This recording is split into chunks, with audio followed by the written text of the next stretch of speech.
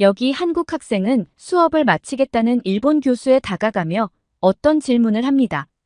그 질문에 일본 교수는 흥분한 듯 소리치기 시작하고 일본 교수의 거센 반응에도 한국 학생은 굴하지 않고 논리적으로 따박따박 받아치고 있는데요.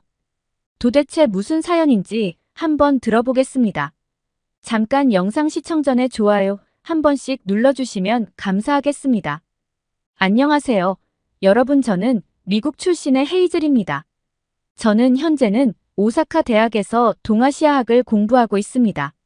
오늘 제가 하고 싶은 이야기는 저희 대학에서 일어났던 엄청난 일이 있어서예요. 저는 일본 문화를 동경하고 좋아해서 이곳 일본 오사카 대학으로 유학을 왔는데 제가 그동안 형편없는 강의를 들어왔다는 것에 충격을 받았습니다. 이건 한국인분들도 알고 계시면 좋을 것 같아서 그때의 일을 한번 써보려고 합니다.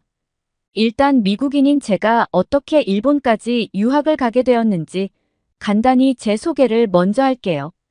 저는 미국 캘리포니아에서 태어나고 자랐습니다. 어린 시절부터 일본 문화에 큰 관심을 가지고 있었는데 제 방은 애니메이션 포스터와 일본 전통 인형들로 가득했고 서재에는 일본 문학 작품들이 줄지어 있었습니다. 제가 일본어를 배우기 시작한 것도 10살 무렵부터였어요. 매일 꾸준히 공부하며 일본어 실력을 키워나갔고 고등학교를 졸업할 즈음에는 일본어로 유창하게 대화할 수 있을 정도가 되었습니다. 고등학교 마지막 학년이 되자 저는 대학 진학에 대해 고민하기 시작했습니다. 단순히 일본 문화를 좋아하는 것을 넘어서 그 문화를 직접 경험하고 더 깊이 이해하고 싶었거든요. 그래서 저는 일본으로 유학을 가기로 결심했고 일본의 여러 대학을 조사한 끝에 오사카 대학에 지원하기로 했습니다. 유학을 준비하는 과정은 결코 쉽지 않았습니다. 영어와 일본어로 작성해야 하는 서류 준비, 여러 차례의 인터뷰, 그리고 다양한 시험을 거쳐야 했죠. 그리고 마침내 저는 오사카 대학으로부터 합격 통지서를 받았습니다. 가족들도 모두 함께 기뻐하며 저를 축하해 주었어요. 일본으로 떠나는 날, 저는 설레는 마음과 약간의 두려움을 안고 비행기에 올랐습니다. 오사카에 도착한 후 공항에서부터 도시로 이동하는 동안 창밖으로 보이는 풍경을 바라보며 꿈꾸던 일본 생활이 이제 현실이 되었음을 실감했죠. 오사카 대학 캠퍼스는 저에게 또 다른 세계처럼 느껴졌어요. 아름답게 가꾸어진 정원과 현대적인 건물들이 어우러진 캠퍼스가 정말 멋지더라고요. 역시 일본으로 오길 잘했다는 생각을 했어요. 일본에서 처음 몇 주 동안 저는 새로운 환경에 적응하느라 바빴습니다. 수업은 물론이고 일본의 일상 문화와 생활 방식에도 익숙해져야 했거든요.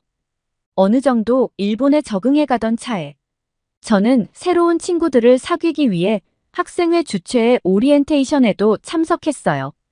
그곳에선 다양한 나라에서 온 학생들과 함께 어우러져 서로 인사하고 대화도 할 수 있었는데요. 모임 장소에 도착한 저는 낯선 얼굴들 속에서 한 명의 밝은 미소를 가진 여학생과 눈이 마주쳤는데 그 여학생은 자신을 지은이라고 소개하며 한국에서 왔다며 먼저 인사하더라고요. 저는 일본뿐만 아니라 최근에는 한국에도 관심이 많았기 때문에 자연스럽게 지은이와 대화를 시작하게 되었고 서로의 유학 동기와 관심사에 대해 이야기하면서 빠르게 친해졌습니다. 지은이도 일본어에 능숙했지만 우리는 가끔 영어와 한국어로도 대화하기도 했어요. 지은이가 한국어를 제게 알려주기도 했거든요. 지은이는 쾌활하고 적극적인 성격이었어요. 우리는 자주 함께 시간을 보냈습니다. 주말에는 함께 오사카 시내에 나가서 유명한 도톤보리 거리에서 맛있는 음식을 먹고 오사카 성을 둘러봤어요. 그런데 그곳에서 끔찍한 광경을 목격하고 말았습니다.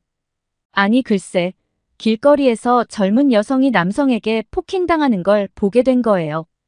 그 상황이 너무 놀라서 지은이와 저는 잠시 멍하니 있었어요. 가해자와 피해자 모두 일본인으로 보였고 번화가라서 주변에는 수없이 많은 사람들이 지나가고 있었어요. 그런데 지나가는 일본 사람들은 각자 휴대폰만 들여다보며 친구랑 웃고 떠들 뿐 그 상황을 완전히 무시하고 있더군요. 저렇게 맞다가 큰일이라도 나면 어쩌려고 그러는지 정말 이해할 수 없었어요. 그 장면은 마치 드라마나 영화의 한 장면처럼 비현실적으로 느껴졌어요. 도움이 필요한 사람을 무심하게 지나치는 일본의 개인주의가 너무 충격적으로 다가왔죠. 물론 건장한 남성을 상대로 쉽게 다가서지 못하는 건 이해해요. 누구나 무섭고 두려울 테니까요. 하지만 시간이 한참 지나도 경찰은 오지 않았어요. 더 이상 두고 볼 수 없었던 지은이는 말려야겠다면서 그 남성에게 말을 걸었어요. 무슨 일인지 모르겠지만 어떠한 이유에서라도 폭력은 정당화할 수 없으니 당장 그만두라고 말했죠. 그러자 남자는 지은이에게 무슨 상관이냐며 신경 끄고 꺼지라고 했어요. 지은이는 남자의 위협에도 겁먹지 않고 따지기 시작했습니다. 계속된 제지에 화가 난 남자는 너도 맞고 싶냐면서 손찌검을 하려고 하자 지은이는 그 순간 남자의 팔을 잡아 돌려 넘어뜨리더니 남자를 제압했어요. 그 순간 저와 주변 사람들은 깜짝 놀라며 눈이 휘둥그레졌어요. 저 역시 지은이가 그렇게 빠르고 능숙하게 남자를 제압할 줄은 상상도 못했거든요. 남자는 당황한 표정으로 바닥에 누워 있었고 지은이는 침착하게 그를 제압하고 있었어요.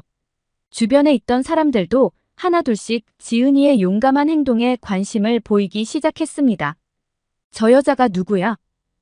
어떻게 저렇게 잘 싸울 수 있지? 라는 말들이 여기저기서 들려왔어요. 몇몇 사람은 휴대폰으로 그 장면을 촬영하기도 했어요. 그제야 비로소 몇몇 일본인들이 상황을 인식하고 경찰에 신고를 하더군요. 지은이는 차분하게 남자를 제압한 채 경찰이 도착할 때까지 그를 놓지 않았어요. 결국 경찰이 도착해 상황을 정리했고 지은이는 그제야 남자를 놓아주었죠. 경찰은 지은이의 증언을 듣고 남자를 연행해 갔어요. 그제서야 여성이 무사한지 확인한 지은이는 다행히 크게 다치지 않은 그녀를 안심시키며 부축해 주었어요. 그런데 그 상황에서 정말 놀라운 건 저와 지은이 이외에 일본 사람들은 아무도 그 여성을 먼저 도와줄 생각을 하지 않았다는 거예요. 그 일을 겪고 나서 저는 일본인들에 대해 정말 많이 실망하게 되었어요. 그들의 무관심과 개인주의가 너무도 충격적이었고 앞으로 일본에 대해 다시 생각하게 되는 순간이었죠. 사건이 마무리되고 집으로 돌아가는 길에 저는 지은이에게 어떻게 그런 대단한 기술을 익히게 되었는지 물어보았어요. 지은이는 겸손하게 웃으며 어렸을 때부터 태권도를 배워왔는데 태권도 관장님께서는 자신을 지킬 줄 알아야 한다고 하시면서 자기 방어 훈련을 많이 가르쳐 주셨다고 하더라고요. 태권도를 배웠다는 지은이의 말에 제가 놀라자 지은이는 한국의 대부분의 학생들은 어렸을 때부터 태권도를 배운다고 했습니다. 그 이유가 태권도 학원이 곳곳에 있어서 쉽게 접근할 수 있는 데다가 태권도 학원의 서비스는 정말 놀라운 수준이어서 엄마들의 마음을 훔친대요. 한국의 태권도 학원은 단순히 태권도 기술을 가르치는 것뿐만 아니라 아이들을 위한 무궁무진한 서비스를 제공한다고 했습니다. 그게 뭐냐고 묻자 태권도 학원에서는 아이들을 봄에는 놀이공원, 여름에는 워터파크, 가을에는 운동회, 겨울에는 스키장까지 부모 대신 데려간다고 하더라고요. 그리고 때때로 과자 파티, 영화 감상 등 다양한 이벤트를 열어서 아이들이 태권도 학원 자체를 정말 좋아한다고 했어요. 게다가 예절 교육과 인내심, 그리고 정신력을 함께 가르치기 때문에 한국의 엄마들 사이에서 태권도 학원은 필수라고 했습니다. 한국에는 맞벌이 부모가 대부분이기 때문에 태권도 학원은 단순히 운동을 배우는 곳을 넘어서 부모의 부재를 대신해주는 중요한 역할을 하고 있다고 하더라고요. 아이들이 안전한 곳에서 즐겁게 있을 수 있고 동시에 부모들에게는 안심할 수 있는 돌봄의 역할을 해주고 있다는 것이라고 했어요. 그러면서 지은이는 최근에 한국형 태권도 학원이 미국 엄마들 사이에서도 선풍적인 인기를 끌고 있다는 거 몰랐냐고 제게 묻더라고요.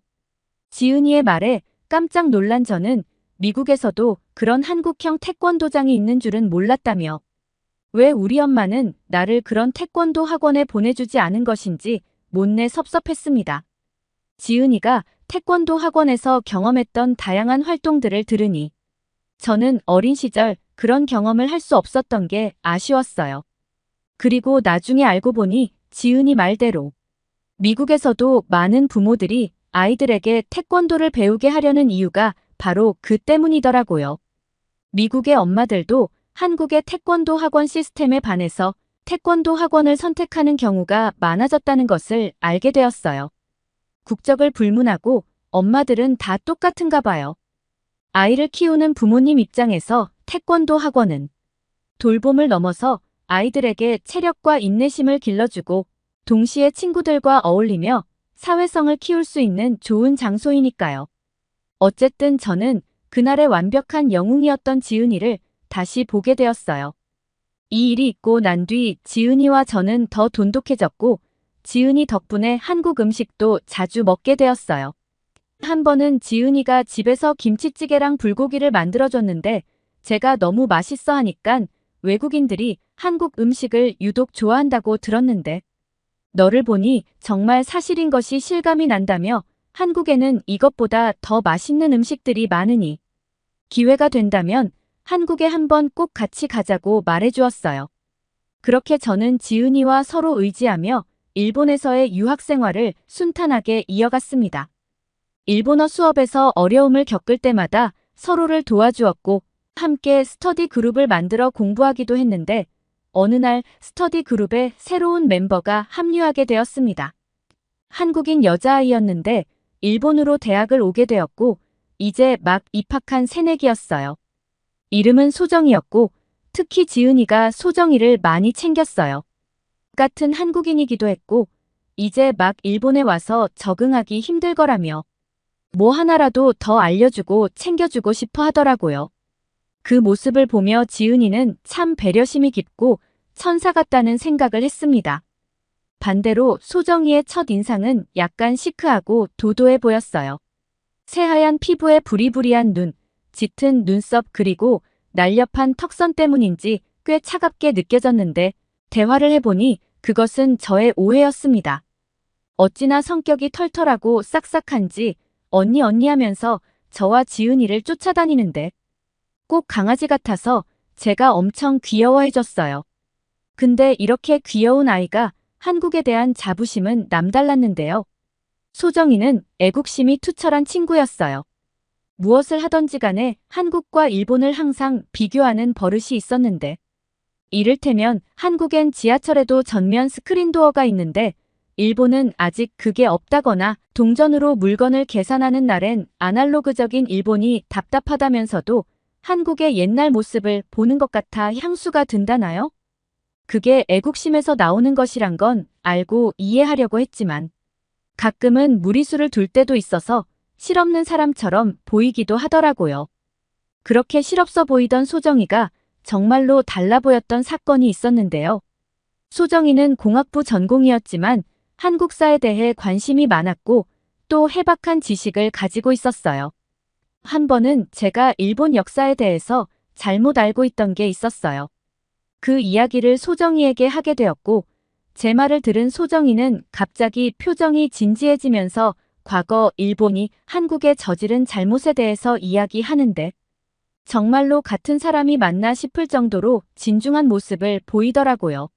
새삼 너무 달라 보여서 같은 사람 맞냐고 농담을 했더니 한국 역사는 중국이나 일본이 워낙 왜곡하는 일이 많아서 이런 일이 있을 때 제대로 알려야 다른 유학생 친구들이 올바른 한국사를 알 수 있겠다 싶어서 이 부분만큼은 자기는 진지할 수밖에 없다고 했어요. 한국인들이 현재의 평화를 누리는 것은 우리 선조들이 겪은 많은 희생과 투쟁 덕분이라고 말하면서 자신도 비록 일본에 유학을 오긴 했지만 유학 와서도 우리 역사를 잊지 않고 기억하려고 노력하고 있고 자기의 행동 하나 말 하나가 한국 이미지에 영향을 끼칠 거라면서요. 그때 저는 소정이가 정말 멋있다고 생각했습니다. 그러던 어느 날이었어요. 대망의 사건이 벌어진 날이죠. 저는 동아시아 수업을 들으러 강의실에 도착했는데 그곳에서 뜻밖의 인물을 만났습니다. 바로 소정이었죠. 소정이는 제게 반갑게 인사했고 저도 같이 들을 사람이 있어서 정말 좋았어요. 동아시아 수업을 강의해 주시는 분은 일본인 교수님이셨어요. 강의실에는 생각보다 일본인 학생들은 적고 저처럼 미국이나 해외에서 온 친구들이 더 많았습니다. 저는 일본인 교수님이 수업하는 만큼 제대로 된 동아시아 역사 수업이 되겠거니 생각했습니다. 일본 교수님은 정말 재미있게 강의를 진행하셨어요. 저도 시간 가는 줄 모르고 들었거든요. 그런데 수업을 마치려던 중 교수님이 질문 없으면 수업을 끝내겠다고 하자 소정이가 갑자기 번쩍 손을 들었습니다. 소정이는 아까 강의 중 6.25 전쟁 내용을 다루면서 보여주신 한반도 지도에 독도가 왜 빠져 있는지 물었어요. 교수님은 당황한 듯 현재 수업 주제와 독도가 큰 관련이 없는데 왜 그런 질문을 하느냐고 되물으셨죠. 그러자 소정이는 교수님이 수업 시간에 활용하신 한반도 지도들을 자세히 살펴봤지만 어디에도 독도가 표시되어 있지 않았다고 설명했습니다. 이에 교수님은 한반도 지도에서 다케시마가 그려져 있던 어차피 일본의 땅인데 그게 무슨 문제냐며 의아해하셨고 그러자 소정이는 어이없다는 표정을 짓고 지금 방금 독도가 일본 땅이라고 말씀하신 거냐고 교수님께 되물었어요. 교수님은 뭐가 잘못됐냐고 태연하게 말씀하셨습니다. 소정이는 왜 독도가 일본 땅인지 교수님의 설명을 듣고 싶다고 요청했죠. 그러자 갑자기 교수님께선 표정을 싹 바꾸시더니 지금 나를 시험하는 것인지 아니면 단순히 다케시마의 역사를 알고 싶은 건지 질문의 의도를 똑바로 하라며 소정이를 다그쳤어요. 그러면서 교수님은 다케시마는 본래 주인이 없는 땅이었는데 일본이 그 존재를 먼저 인식했고 이미 17세기에 다케시마의 영유권을 확보한 엄연한 일본 땅이라고 말하자 소정이는 교수님의 의도를 알아챘다는 듯한 표정을 짓더니 이내 교수님께 독도에 대한 역사를 나열하기 시작했습니다. 소정이는 일본은 오래전부터 독도가 한국 땅이라는 것을 알고 있었고 1454년에 편찬된 세종실록 지리지에도 독도가 한국 땅이라고 적혀 있으며 1530년에 만들어진 신증 동국여지 승남에 실린 우리나라 지도 팔도 총도에도 독도가 표시되어 있다고 말했습니다. 게다가 아까 교수님께서는 독도가 주인이 없는 땅이라고 말씀하셨는데 1900년 한국 정부가 발표한 칙령 제41호에는 독도가 울릉도에 속한 한국 땅이라고 쓰여 있고 또한 1905년 이전 문서에도 독도가 일본 영토가 아니라는 기록들이 있다며 이렇게 독도가 한국 땅이라는 증거가 차고 넘치는데 왜 일본은 오랜 시간 이를 무시한 채 독도의 영유권에 대해 억지스러운 주장만 펼치고 분쟁을 일으키는 거냐고 되물었죠. 그리고 이러한 증거들은 비단 한국 역사자료에만 나와 있는 게 아니고 심지어 일본의 역사자료에도 나와 있다고 덧붙였어요. 1592년 일본이 만든 조선국지리도나 1785년 일본 학자 하야시 시에이가 그린 삼국점형지도를 살펴보면 울릉도와 독도가 조선과 같은 색으로 칠해져 있고 이를 통해 독도가 조선의 영토라는 것을 명확하게 알 수 있는데 혹시 그 지도는 보셨는지 교수님께 물어보더라고요. 교수님은 더 이상 이야기하고 싶지 않다는 듯이 이만 수업을 끝내겠다고 말씀하셨지만 강의실 분위기가 심상치 않음을 깨달으셨어요. 사실 저뿐만 아니라 다른 해외 유학생들 모두 교수님과 소정이를 주목하고 있었거든요. 그러자 교수님은 다급하게 이러한 한국의 반발 때문에 우리 일본은 1954년부터 다케시마가 누구의 땅인지 가리기 위해 국제사법재판소에서 재판을 하자고 요구해왔지만 그 요구를 무시한 것은 바로 한국이라고 말씀하시면서 이러한 한국 정부의 태도는 독도의 영유권 주장에 대한 자신이 없었기 때문이 아니냐고 했죠. 그러자 소정이는 일본에서 그런 요구를 하는 것 또한 독도가 마치 분쟁 지역인 것처럼 전 세계에 알리려는 술수 아니냐면서 일본의 그런 요구는 마치 제가 한국 사람인데 재판에 가서 한국 사람임을 증명하라는 것과 같은 맥락인데 한국 정부가 바보가 아닌 이상 거부하는 것이 당연한 것 아니냐고 되물었어요. 소정이의 빈틈없는 반박에 당황하신 듯한 교수님은 버릇없다며 소정이의 태도를 걸고 넘어지셨어요. 어디서 신성한 강의실에서 교수한테 따박따박 말대답을 하냐면서 너보다 내가 더 많이 공부를 했고 연구를 해왔는데 어디서 그런 얄팍한 지식을 가지고 감히 나를 가르치러 드냐며 화를 내셨습니다. 그리고 그렇게 내 발언이 불만이면 앞으로 내 수업에 들어오지 말라고 엄포를 놓으시더라고요. 흥분하신 교수님의 모습을 본 저를 비롯한 다른 학생들은 얼떨떨했어요. 그리고 수군거리기 시작했죠. 사실 학생들은 교수님이 무작정 호통치는 모습이 아닌 논리적으로 소정이를 상대해주는 모습을 기대하는 게 정상 아닌가요? 더 이상 할 말이 없으셨는지 예의를 운운하며 소정이를 억압하시는 모습이 참 보기 안 좋았습니다. 반면 논리적으로 교수님을 상대하는 소정이의 당당한 모습이 너무나 멋있게 느껴졌어요. 그렇게 교수님이 강의실을 박차고 나가시면서 그날의 수업은 꽤 이상한 모양새로 마무리되었어요. 소정이는 일본이 왜곡된 역사를 학생들에게 가르치는 것이 비일비재한 일이라고 생각은 했지만 솔직히 대학교에서까지도 이럴 줄은 몰랐다며 더 이상 일본 교수님의 이 강의는 못 들을 것 같다며 수강을 취소하겠다고 말했어요. 소정이와 수업을 함께 들을 수 있어서 좋았는데 아쉬웠어요. 그리고 다음 주 다시 강의실을 들어갔는데 이게 무슨 일인가요? 강의실 안에는 수강생이 그 전주에 비해 반으로 줄어 있는 거예요. 혹시 어디 축제라도 갔나? 무슨 일인가 싶어서 자리에 앉아서 수업을 기다리고 있는데 아무리 기다려도 교수님은 오시지 않았어요. 수업 시작 시간이 지나서야 조교가 와서 교수님의 건강상의 문제로 휴강공지를 하셨습니다. 그리고 얼마 지나지 않아 그 일본 교수님의 강의는 폐강이 되었어요. 이유는 수강생의 대거 수강 취소로 인해 강의 최소 인원을 채우지 못했다는 사유였습니다. 아무래도 그날 소정이와의 논쟁에서 학생들이 프로페셔널하지 못한 교수님의 모습을 보았고 그런 교수님께 왜곡된 역사를 배우고 싶은 학생들은 없었을 것 같긴 해요. 소정이가 교수님께 문제 제기를 하지 않았다면 저를 비롯한 그 수업을 들으려고 했던 학생들은 왜곡된 역사를 배우게 되었겠죠. 자신의 나라에 대해 사랑이 가득한 소정이를 보면서 저도 배울 점이 많다고 느끼고 있습니다. 한국인들은 정말 멋진 것 같아요.